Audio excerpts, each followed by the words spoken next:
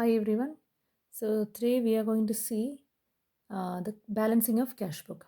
So in the last class we learned about single column cash book and double column cash book. So in the single column cash book only one amount column in both the sides, debit and credit sides. In double column, two amount columns each in debit side and credit side. So in the debit side, one for cash and one for bank amount, and the debit side again cash and bank amount. So now here we are going to see what is balancing of cash book. So in the always in the cash book, there will be a cash balance. In every company, we will have a cash balance. Okay. So how we will be doing it? How we will write in the ledger or the cash book. So it may be noted that in the case of cash book, there will be always a debit balance. That means the balance we will be writing on the debit side because cash payments can never exceed cash receipts and cash in hand at the beginning of the period. So the simple example, if you have 10 rupees, you will be spending only that 10, right? You cannot spend 15 rupees because you have only 10 rupees in your hand. So you can spend only 10 or less than that. You cannot spend 15 rupees. Okay, I'm not talking about the credit cards and all. If you have 10 rupee notes, 10 rupee note, so you can purchase only for that 10 rupee or less than that. If you purchase something for 15 rupees and if you're giving 10 rupee notes, you will not get it. That is a simple logic. Okay, just to make you understand that is a simple logic. So here what they are telling us, cash payments never exceeds the cash receipts. Okay, so always there will be a balance. So how we will be writing? It's always on the debit side. So can you see this? This is how it will come. On the debit side, can you see this balance brought down? Okay, this is the cash balance. So now we are going to discuss one problem here. Okay, this is a question. Please take a note of this, write in your notebook. Okay, so these are the transactions they have given. So from this we have to write and we have to prepare single column cash book. So first one, see the first entry on September 1st, 2017, cash in hand. So this is the balance, cash balance what they have. That is 40,000 rupees. What we learned just now. So the cash balance always we have to write on the debit side. It is a debit. So can you see now? See on 2017 September 1, balance brought down. Amount column we are writing 40,000. This is the balance what we have now. Next one, deposited in bank 16,000. So what you have to think, when you are depositing in the bank, cash is reducing. When there is a decrease in cash, we have to credit. Hope you are remembering all the golden rules or all the rules for debit and credit, which is very important when you prepare the journal entries and your ledgers. So deposit in the bank, that means your cash is decreasing. That means you have to credit. So in the cash book, credit side you are writing bank. In the cash book, we will never mention cash. That is why we are writing bank on the credit side, 16,000.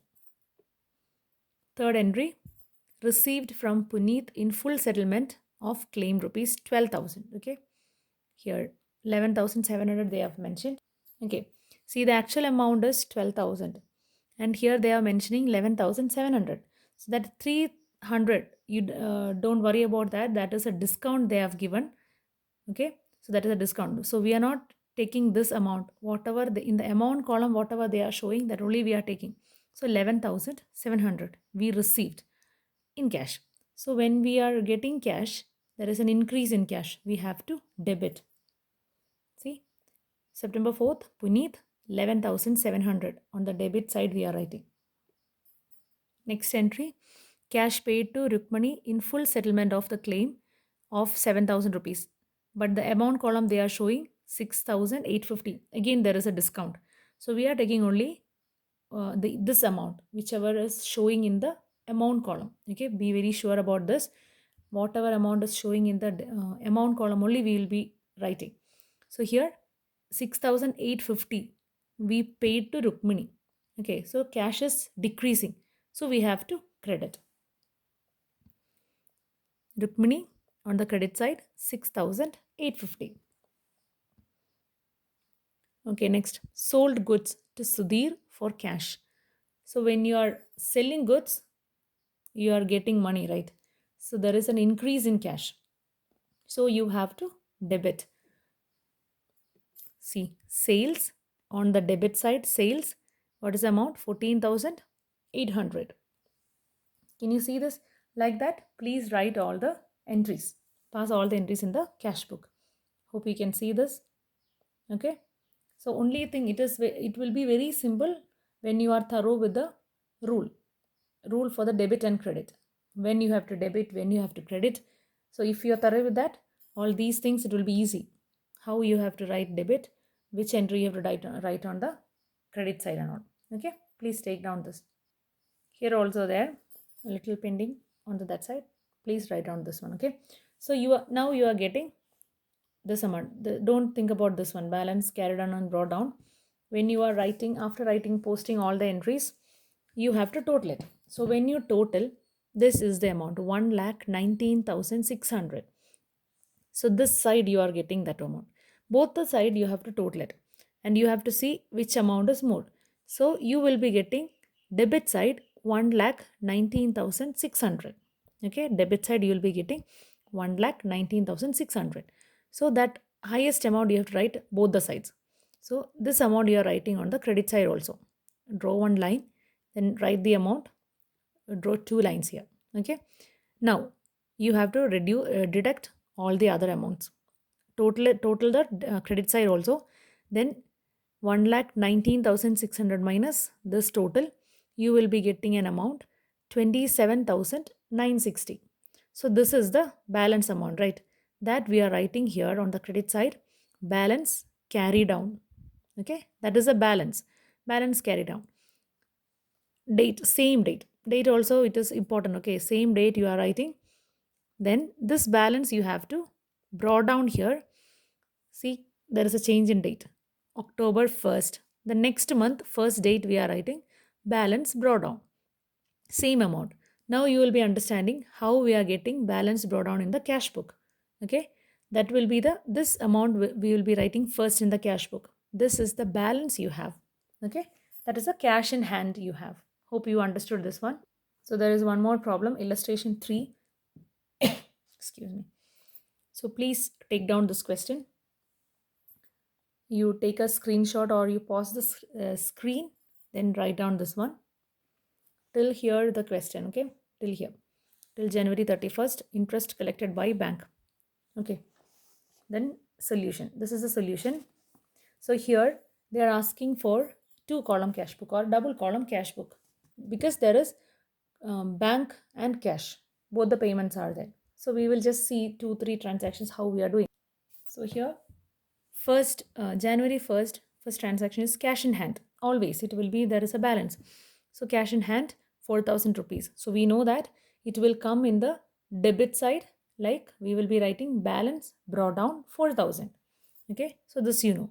Next one, you will be wondering how you will transfer this one. Bank overdraft or OD. We will be telling OD, bank OD. So overdraft means you are taking extra amount. Whatever deposit you have or more than that you are withdrawing. That is overdraft. So 3,200.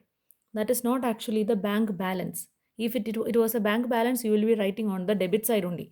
But this is not, bank overdraft is not a bank balance. That is actually a liability, right? So you will be writing on the credit side. I'll show. So this is your solution. On the debit side, you are writing bank balance brought down 4,000. Under cash column, you are writing 4,000. Now about the same date balance brought down. Under bank credit side you are writing 3,200. This is the overdraft. So it is not cash in hand, right, or cash at bank. It is liability. So you are writing on the credit side 3,200. That is the same head, balance brought down. Hope you understood this one. All other transactions you have to post in the same way. Now you will understand how wage paid. That means there is a decrease in your cash, right? you are paying something, so there is a decrease in cash, so you have to credit wages. Can you see this? See, on the credit side you are writing wages, under cash you are writing, because why we have written under cash, because they didn't tell that they have paid check or cash. So when they have not mentioned anything, we are assuming that they paid by cash. That is why we have taken here. If they are mentioning wages paid by check, then you have to write under the bank. Okay, so here wages, that is an expense, so we are writing under credit. I mean, not because of expense, cash is reducing. When we are paying wages, cash is decreasing, so under credit side we are writing wages. Under cash column we are writing 400. Next is cash sales, 7,000. Again, cash sales means you are getting money, right? When you're selling something, you are getting cash. So on the debit side we have to write sales. See, debit side, under cash you are writing 7,000. So now you will be knowing how to transfer anything. If there is any doubt, you please let me know what are the doubts you have. Okay, so this is your double column cash book. Hope you can see this one. Please write in your notebook.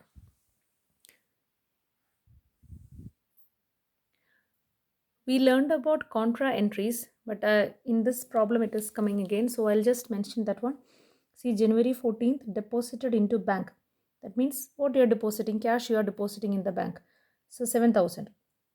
So when you deposit cash in bank, cash is reducing, right? So when cash is reducing, you have to credit bank, but in the bank point of view, there is an increase in cash, so you have to debit bank. Okay, we'll see the entry, I mean, how you are. Can you see this? On the 14th, see, you are writing bank. Here bank you are writing, under cash column 7,000, right? Because cash is reducing, that is why credit side under cash you are writing 7,000. Now in the bank point of view, cash is increasing, right? Under bank, cash is increasing, so you have to debit side cash. Under bank you are writing 3,000. Hope you understood. Okay, don't get confused with both the amount columns, otherwise it will be easy. When you see check, by check it is paid, you will be writing under bank, but in such cases you will get little confused. So when there is an amount invested in cash or deposited in bank, then cash is reducing. When cash is reducing, you have to credit. So under cash you have to write whatever amount. Here bank you are writing, but under cash column you are writing the amount. Then according to the bank, cash is increasing, so under bank amount column you are writing that amount. Okay, and here LF column, please mention C, that is a contra entry, right? Both the sides it is reflecting, that is why C you are mentioning. Now we are going to total it. Okay, we will see where it is more. So again, debit side it is more, we total it. Here also you are totaling, and whatever the difference you are writing under the head balance carry down. Okay, so the next date here you have to transfer October 1st, balance brought down. Whatever amount you got here, the balance you are transferring here. Now how to post the ledger also we learned in the last chapter. So please transfer into the ledger accounts. So how you will start doing that? Cash book is over. Now the first entry is wages, right? So prepare wage account first. Next is purchase account. Then comes sales, interest account, furniture, Rohit, then interest, telephone, like that. Okay, I'll just show. Please take a note. This is wages account. See, sales account, purchase account, then furniture, Rohit account, overdraft account. Okay, the interest paid for overdraft, this one. Then telephone expenses account, rent account, drawings account, salary account, and interest received account. All these things you will get from your cash book only. Okay, hope you have taken this. Please write in your notebook. Why I'm not explaining this? Because we already learned how we are posting in the ledger. That is why I'm not explaining each account in detail. Okay.